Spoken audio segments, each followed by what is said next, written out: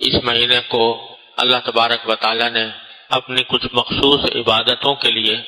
منتخب فرمایا۔ یوں تو سارے ہی دن اللہ تعالیٰ کے بنائے ہوئے ہیں، کوئی بھی دن ایسا نہیں ہے جو اللہ تعالیٰ کی تخلیق نہ ہو، اور سب دن بظاہر دیکھنے میں یکساں معلوم ہوتے ہیں کہ سورج نکلتا ہے اور غروب ہو جاتا ہے، دن آتا ہے اور رات آتی ہے، لیکن کچھ مخصوص دنوں کو اللہ تبارک و تعالیٰ اپنی خاص رحمت کے نتیجے میں کوئی خاص تقدس عطا فرما دیتے ہیں، اس لیے اس کی فضیلت دوسرے دنوں کے اوپر بڑھ جاتی ہے۔ سارے سال میں سب سے زیادہ تقدس جس مہینے کو اللہ تبارک و تعالی نے عطا فرمایا وہ رمضان المبارک کا مہینہ ہے، اور اس کو اللہ تبارک و تعالی نے اپنا مہینہ قرار دیا۔ رمضان المبارک کے بعد کوئی دنوں کا کوئی مجموعہ ایسا نہیں ہے جس میں اللہ تبارک و تعالیٰ کو اپنی عبادت اتنی محبوب ہو جتنا یہ 10 دن آئے ذوالحجہ کے، جس کے 10 دن ہیں، عشرہ ذوالحجہ، یعنی ذوالحجہ کی پہلی تاریخ سے لے کر 10 تاریخ تک یہ 10 دن جو ہیں یہ عشرہ ذوالحجہ کہلاتے ہیں۔ اور ایک حدیث میں جو خطبے میں پڑھی جائے گی اس میں نبی کریم سرورت عالم صلی اللہ علیہ وسلم کا یہ ارشاد منقول ہے کہ ما من ایام احب الی اللہ ان یتعبد له فیها من 10 ذی الحجہ، یعنی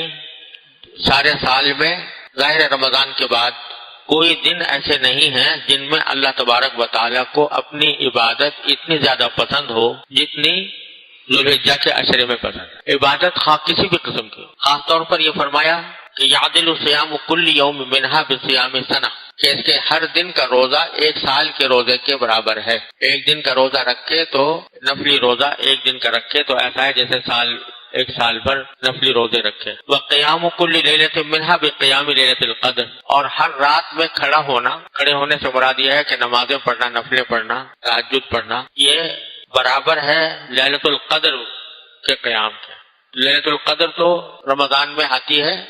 اور متعین طور پر معلوم بھی نہیں ہے کہ کون سی رات یوم لیلۃ القدر ہوگی، آخری عشرے کی کوئی بھی طاق رات لیلۃ القدر ہو سکتی ہے، لیکن ان راتوں کے بارے میں رسول کریم صلی اللہ علیہ وسلم نے فرمایا کہ ان راتوں میں جو عبادت کی جائے گی وہ لیلۃ القدر کی عبادت کے برابر ہوگی۔ اور صرف روزے ہی کی خصوصیت نہیں اور تہجد ہی کی خصوصیت نہیں، بلکہ فرمایا ہر عبادت، ویسے ہی دن میں بھی آدمی نفل پڑھے گا تو وہ اللہ تعالیٰ کو بہت محبوب ہے، دن میں پڑھے، رات میں پڑھے، تسبیح کرے، ذکر کرے، کلمہ پڑھے، تیسرا کلمہ سبحان اللہ والحمد للہ ولا الہ الا اللہ واللہ اکبر ولا حول ولا قوۃ الا باللہ العلی العظیم۔ تسبیح اور ذکر کا کوئی بھی عمل کرے گا وہ اللہ تعالیٰ کو اتنا محبوب ہے اس زمانے میں جتنا اور دنوں میں محبوب ہے۔ درود شریف پڑھے، صدقہ کرے، وہ صدقہ جتنا اس زمانے میں محبوب ہے اتنا اور کسی زمانے میں محبوب نہیں ہے، اور ظاہر ہے جب اللہ تعالیٰ کو محبوب ہے تو اس کے اوپر اجر و ثواب بھی عام دنوں کے مقابلے میں زیادہ ہوگا۔ تو ہر قسم کی عبادت، چاہے وہ نماز ہو، چاہے وہ روزہ ہو، چاہے وہ نفلیں ہوں، چاہے وہ ذکر ہو، تسبیحات ہو، درود شریف ہو، صدقہ خیرات ہو، جتنے بھی نیک عمل ہیں، کسی غریب کی امداد ہو، کسی کی حاجت روائی ہو، وہ یہ سب عبادتیں ہیں، اور یہ عبادتیں ان ایام میں سب سے زیادہ محبوب ہیں اللہ تعالیٰ کو، لہذا اس کا اجر و ثواب بھی زیادہ ہے۔ ایک تو خصوصیت اس عشرے کی یہ ہے، اللہ تعالیٰ اپنی رحمت سے ہمیں اس عشرے کے اندر زیادہ سے زیادہ عبادت کی توفیق عطا فرمائے۔ دوسری بات یہ کہ اس عشرے میں کچھ ایسی عبادتیں انجام دی جاتی ہیں جو سارے سال نہیں دی جا سکتی۔ اللہ تعالیٰ نے انہی دنوں کو ان عبادتوں کے لیے مخصوص کر لیا ہے۔ مثلا حج جو ہے وہ صرف انہی 9 ذوالحجہ کو 8 سے شروع ہوگا، 9 ذوالحجہ کو عرفات میں سارے حاجی جمع ہوں گے، وقوف عرفات ہوگا، رکن اعظم جو ہے حج کا وہ 9 تاریخ کو انجام دیا جائے گا، اور پھر 10، 11، 12 کو جمرات کی رمی ہوگی، اور اس کے بعد پھر بس اب یہ عرفات کا جو میدان ہے وہ سارے سال کھلا ہوا ہے، لیکن 9 ذوالحجہ کے علاوہ کسی دن جا کے کوئی آدمی وہاں پر کھڑا ہو جائے تو حج ادا نہیں ہوگا، 9 ذوالحجہ کو جائے گا تو ادا ہوگا۔ تو اللہ تبارک و تعالیٰ بعض اوقات یہ دکھاتے ہیں کہ کسی چیز میں اپنی ذات میں کوئی تقدس نہیں رکھا، جب ہم کہہ دیں گے اس وقت میں اس پہ تقدس آئے گا۔ تو اب اگر آج بھی چلے جاؤ عرفات کے میدان میں، صبح طلوع آفتاب سے لے کر اور رات مغرب تک بیٹھے رہو، وہاں پر بیٹھے رہو، کھڑے رہو، عبادتیں کرتے رہو، وہ اجر نہیں ملے گا، بلکہ بدعت ہو جائے گا، بدعت ہو جائے گا، کیونکہ اللہ میں نے نہیں کہا کہ آج کے دن جاؤ وہاں پر۔ لیکن 9 تاریخ کو جاؤ گے تو کہتے ہیں کہ بعض روایتوں میں آتا ہے کہ وہ یوم عرفہ جو ہے،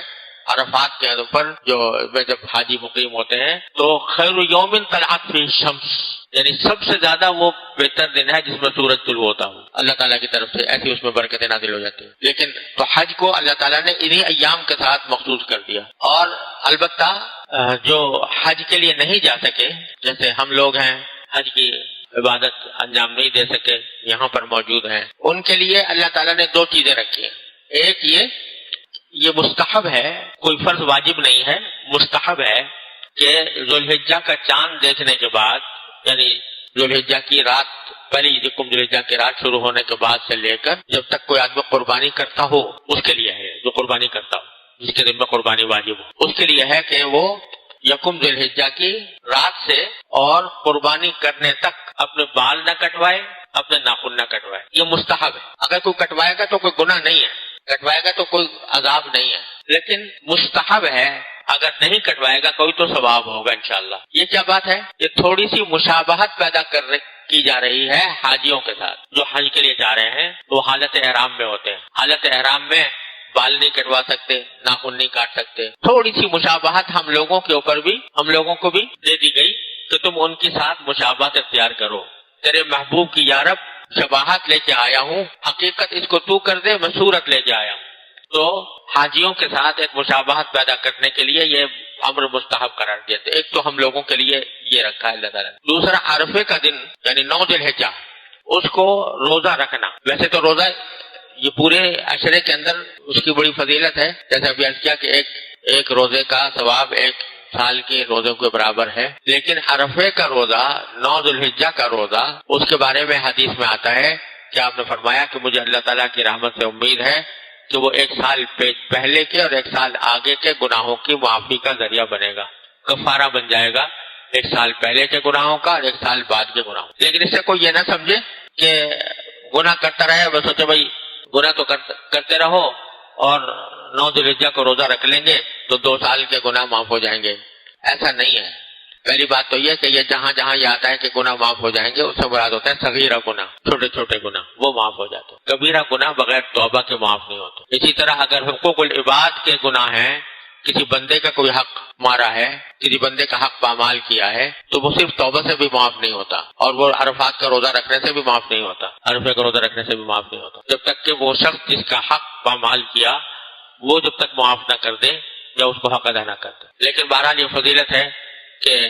صغیرہ گناہ 2 سال کے معاف ہو جاتے ہیں عرفات کا روزہ رکھنے سے۔ یہ بھی ایک، ہم جو لوگ حج کو نہیں گئے وہ عرفے کے دن روزہ رکھ کے یہ ثواب کما سکتے ہیں۔ اور پھر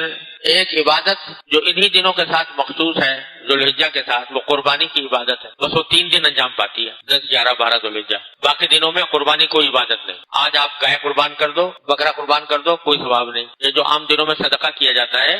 جانوروں کا، تو وہ قربانی نہیں ہوتی، وہ گوشت کا صدقہ ہوتا ہے، گوشت تقسیم کر دیا غریبوں میں، وہ صدقہ ہو گیا۔ لیکن جہاں تک قربانی کا تعلق ہے، قربانی کا مطلب ہے کہ جب جانور کے گلے پر چھری پھیر دی بسم اللہ اللہ اکبر کہہ کر، ان صلاتی و نسکی و محیا و مماتی للہ رب العالمین کہہ کر، تو بس قربانی کی عبادت ادا ہو گئی۔ تو یہ قربانی کی عبادت بھی ایسی ہے کہ جو ان 3 دنوں میں ہو سکتی ہے اور دنوں میں نہیں ہے، اور ہر اس شخص کے ذمہ واجب ہے کہ جس کے پاس 52.5 تولے چاندی کی مقدار اپنی ضروریات اصلیہ سے زیادہ مال ہو، جو آج کل کے حساب سے تقریباً 50,000 روپے کے قریب بنتا ہے، تو 50,000 روپے نقد ہو، زیور ہو 50,000 روپے کا، یا 50,000 روپے کا ضرورت سے زیادہ سامان ہو، تو اس کے ذمہ قربانی واجب ہو جاتی ہے۔ اور قربانی ادا کرنا یہ ایک بہت بڑی فضیلت ہے، اور اللہ نے زندگی دی، اگلے جمعہ میں اس کی تفصیل انشاءاللہ بیان ہوگی کہ کیا تفصیلات ہیں اس کی، تو اس کو ذرا ذوق و شوق کے ساتھ اور اہتمام کے ساتھ ہی عبادت انجام دینی چاہیے۔ لیکن ساتھ ہی بھائی یہ اس کا بھی خیال رکھیں کہ قربانی کرنے کا مطلب یہ نہیں ہے کہ گندگی پھیلا دو شہر کے اندر، شہر ویسے ہی گندا پڑا ہوا ہے، کچروں کے ڈھیر ہیں، تو لیکن اس بات کا خیال رکھا جائے کہ قربانی کے نتیجے میں گندگی پھیلا کر لوگوں کے لیے تکلیف کا سبب نہ بنے۔ ایسی اگر جہاں پر قربانی ہوئی ہے تو اس جگہ کو پھر صاف ستھرا بھی کر دیں، دھو دھلا کر بھی صاف کر دیں، تاکہ لوگوں کو تکلیف نہ ہو۔ اللہ تعالیٰ کی عبادت انجام دینے میں اس بات کا لحاظ رکھنا ضروری ہوتا ہے کہ اس سے کسی کو تکلیف نہ پہنچے۔ حدیث میں فرمایا رسول اللہ صلی اللہ علیہ وسلم نے کہ مسلمان وہ ہے جس کے ہاتھ اور زبان سے دوسرے لوگ محفوظ رہیں، دوسرے مسلمان محفوظ رہیں، ان کو کوئی تکلیف نہ پہنچے۔ اللہ تعالیٰ ہمیں سب کو اس ذی الحجہ کے عشرے سے